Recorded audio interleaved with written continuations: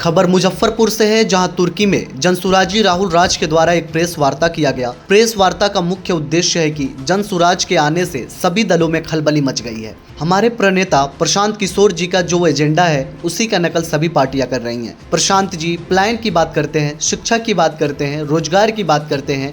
वर्तमान सरकार जनता की भावनाओं से खेल रही है। बिहार में बदलाव होगा, जनता सब कुछ जानती है। आज प्रेस कॉन्फ्रेंस रखे हैं। जी जी, कहाँ रखे हैं आप? ये तुर्की में रखा गया है। कुढ़नी जो ब्लॉक है या विधानसभा भी कह सकते हैं, पूरे बिहार का सबसे बड़ा विधानसभा है। विधानसभा नहीं, प्रखंड है, ब्लॉक। जी, तो यहाँ यहीं पर रखे हैं। क्या उद्देश्य था आज का प्रेस? उद्देश्य ये है कि जो तमाम जो व्यवस्थाएं अभी हैं, चाहे वो जदयू के नाम से हो या राजद के नाम से या भाजपा के नाम से बिहार में, वो सब डरा जनसुराज के आने से सब में बौखलाहट है। उधर तेजस्वी यादव एकदम कॉपी कर रहे हैं कि जो हम कह रहे हैं, जनसुराज जो कह रहा है पलायन, तो आजकल उनके भाषण में देख रहे हैं कि पलायन पलायन वो भी चिल्ला रहे हैं। नीतीश बाबू जो हैं 10,000 बांट रहे हैं, कोई 125 यूनिट फ्री बांट रहा है। तो इसी चीज़ को लेकर के हम लोग प्रेस कॉन्फ्रेंस रखे हैं। जीएसटी की बात कर रहे थे आप, 18% जीएसटी। हाँ, जीएसटी जो है इतना बड़ा, मतलब जो घोटाला हो रहा है, इतना धांधली हो रहा है। गुजरात का खाखरा नामक एक प्रोडक्ट है, खाने में बड़ा अच्छा लगता है। मोदी जी बहुत खाते हैं, उनको बहुत पसंद है। आप देखिएगा उस पर मोदी जी जो है कि 0% जीएसटी लगाए, मतलब 0% वाला स्लैब में है जीएसटी के। और हमारा मखाना जो यहाँ से विदेश तक परचम लहरा रहा है, उसी मखाना पे नाच नाच के पूरा जो है भाजपा मतलब गर्व करता है। वो मखाना बोर्ड बनाते हैं मोदी जी, और उसी का जो आप देखिएगा तो मतलब उसको स्लैब में रखे हुए 5% वाला में। और मतलब हमारे यहाँ का जो भी प्रोडक्ट है उस पर मतलब जीएसटी लगेगा और उनके यहाँ का प्रोडक्ट पे नहीं लगेगा। तो ये कैसा भेदभाव है? आप ही मतलब तय करिएगा कि हमारे यहाँ के लोग आपको वोट नहीं देता है, बिहार के लोग मतलब एमपी नहीं जिता के दे रहे हैं भाजपा को, कि इतना मतलब हमको जिल्लत जीने के लिए छोड़ दिए हैं, इतना बदहाल करके छोड़ दिए हैं।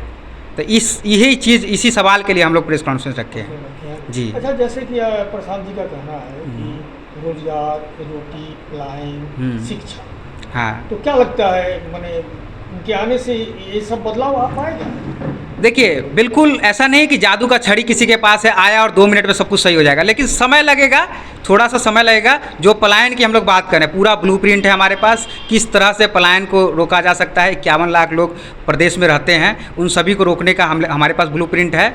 6 महीना, 8 महीना, 10 महीना के अंदर हो जाएगा। शिक्षा की बात है तो जो प्रधान जी कहते हैं कि नेत्रहाट जैसा व्यवस्था कम से कम हर ब्लॉक में 5 स्कूलें होनी चाहिए। तो एक दिन में नहीं होगा, तो 4 साल 5 साल लगेगा, लेकिन कम से कम 1 आध साल में एक स्कूल खोला जा सकता है, जो कि किया जाएगा। और जब तक नहीं खोला जाएगा तब तक जो भी प्राइवेट स्कूल हैं उनमें बच्चे को पढ़ाएंगे और 500 रुपये करके 2 बच्चों पे 1,000 रुपये करके दिया जाएगा उनको। जो भी अभ्यर्थी, जो स्टूडेंट है उनके तरफ से स्कूल में जनसुराज के सरकार की तरफ से। जी जी।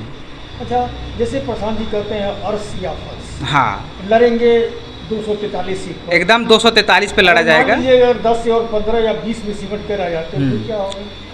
देखिए, या तो हम लोग 175 सीट लाएंगे और नहीं तो 10 से कम लाएंगे। और 10 से कम में अगर किसी विधायक को लगेगा कि भाई कहीं चला जाना है, तो जनसुराज में नहीं रहना है, तो जनसुराज 0 से फिर शुरू करेगा। जनसुराज को आज भी मतलब ऐसा नहीं है कि जनसुराज किसी के साथ गठबंधन करके चाहे कैसे करके सरकार में घुसने के लिए बैठा हुआ है। 0 से शुरू करके फिर से हम लोग वहाँ पर पहुँचेंगे जहाँ पर पहुँचने का सपना लेके प्रशांत जी बिहार में आए हैं। चाहे हम लोग यहाँ पर बिहार में आए हैं, 15 साल बदहाली झेले हैं दिल्ली बम्बे रह करके, उसके बाद बिहार आए हैं। तो कम से कम उस चीज़ को पूरा नहीं करेंगे तो फिर वो बात नहीं बनेगी कि हम लोग उतना संघर्ष किए और फिर आके वही दूसरों के साथ मिलकर के काम कर रहे हैं। तो जैसे कि आप कह रहे हैं कि प्रशांत जी का कहना है कि जो भी अगर 10-20 में सिमट के रह जाते हैं तो उन लोगों को छोड़ दिया जाएगा, तो फिर इतनी मेहनत, इतनी सब करने के बाद छोड़ दिया जाएगा सब। ये हमारे बिहार के लोगों को सोचना है कि 10-20 पे हमको सिमट के छोड़ देना है और वहीं गुजरात में जाके हड्डी गलाना है, या फिर आ करके वापस से एकदम संकल्पित हो के जनसुराज को एक बार मौका दे के देख लेना है। अरे वोट तो कहीं ना कहीं हम लोग को देना ही है, तो किसी न किसी को देंगे ही, तो एक बार इसी को क्यों ना हम अब ये तो है नहीं कि हम लोग कार्ड बना के दे रहे हैं, गारंटी कार्ड। घर में आप देखिए कि गारंटी कार्ड कौन देता है? हमारे खिलाफ खुद ही हम सबूत दे रहे हैं कि भाई आप मीडिया में आके हमारे मतलब हम काम नहीं करेंगे 5 को जो कह रहे हैं, तो आप हमारा विरोध कर सकते हैं। इससे कार्ड जो आप बना रहे हैं जी जी, तो कैसे व्यक्ति को दिया जा रहा है, क्या इसका का क्या उद्देश्य? ये हर व्यक्ति को दिया जा रहा है जो लोग भी बिहार में वोटर हैं, क्योंकि उसमें ऐसे 5 काम है। पलायन हर जो भी किया हुआ है, जो भी गया हुआ है, उन सबको सुविधा मिलेगा। शिक्षा हर जो भी वंचित वर्ग हैं ज़्यादातर, उन लोगों को ज़रूरत है कि वो प्राइवेट स्कूल में पढ़े, उनको दिया जा रहा है।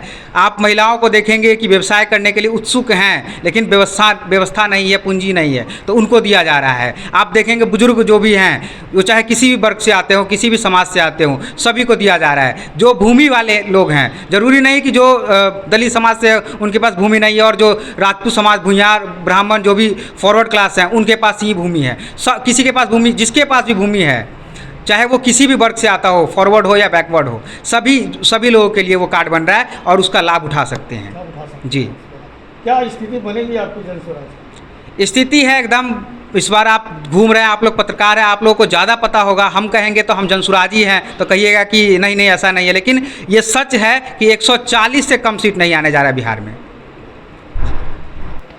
अभी आप लोग प्रेस वार्ता के दरमियान कहा दारू पर चर्चा की, आप फौजी हैं जी, आपको भी तकलीफ हो रही है दारू से? जी, तकलीफ हमको इस बिहार के जो है व्यवस्था पर है। काहे कि ये जो है देखिए, आप केरला जो है चले जाइए, कर्नाटका चले जाइए, आंध्रा चले जाइए, तमिलनाडु चले जाइए, ये सब में जो है देखिए जो है कोई वहाँ पर इतने धनी मनी राज्य है, लेकिन हमारा बिहार इतना जो है आखिर पिछड़ा क्यों है? इसका जो है जिम्मा कौन लेता है? इसका जिम्मा सरकार को होना चाहिए। इतने साल जो है आज़ादी के बाद भी अगर मेरा देश इतना शिक्षित नहीं हो पाया, तो ये इस बिहार का दुर्भाग्य है भाई साहब। तो क्या लगता है कि दारू अगर बिकने रहेगा तो वो शिक्षित हो जाएगा? अगर दारू न बिकने से अगर जो है राज्य हो जाता, तो आज दिल्ली पीछे होता, कोटा अपना केरला पीछे होता, कर्नाटका पीछे होता, और बिहार में तो ये 8-9 साल हो गया दारू को बंद करके। इसका तो डेवलपमेंट होना चाहिए ना, तो आखिर क्यों नहीं हुआ? दारू मुद्दा नहीं है भाई साहब, व्यवस्था मुद्दा है। दारू के नाम पर बंद करके बड़े बड़े जो है इसमें सारे नेता से लेके जो अधिकारी तक पूरे जो है मिली भगत है, और पूरे का जो है इनका जो है चलता है सांठगांठ, और जो है 40,000 के तनख्वाह बिहार में कमाने वाला 50 लाख का फ्लैट कहाँ से लेता है? बताइए। भ्रष्टाचार है बिहार के अंदर। तो इन सब मुद्दों पर जनसुराज एकदम बिल्कुल हम लोगों ने ठान लिया हूँ कि जनसुराज के जो अच्छा काम करेगा, जो पलायन रोकेगा, जो हमें रोजी रोटी का काम करेगा, उसके साथ देंगे हम। तो आपके सारे फौजी हैं आपके साथ में? बिल्कुल, हमारे सारे फौजी हैं, जितने रिटायरमेंट है उनसे जो है हम लोग को वार्तालाप होते रहता है मैसेज के थ्रू, और इस बार सारे फौजी जो है हम लोग ठान रखे हैं। तो इस बार जनसुराज का परचम लहराएगा? बिल्कुल लहराएगा। हमारा नाम रमेश कुमार झा है, सेना के सूबेदार मेजर से मैं रिटायर हूँ, मुजफ्फरपुर जिला के पश्चिमी का सचिव हूँ। जनसुराज। मुजफ्फरपुर से अभय कुमार श्रीवास्तव की रिपोर्ट, TV1 इंडिया न्यूज।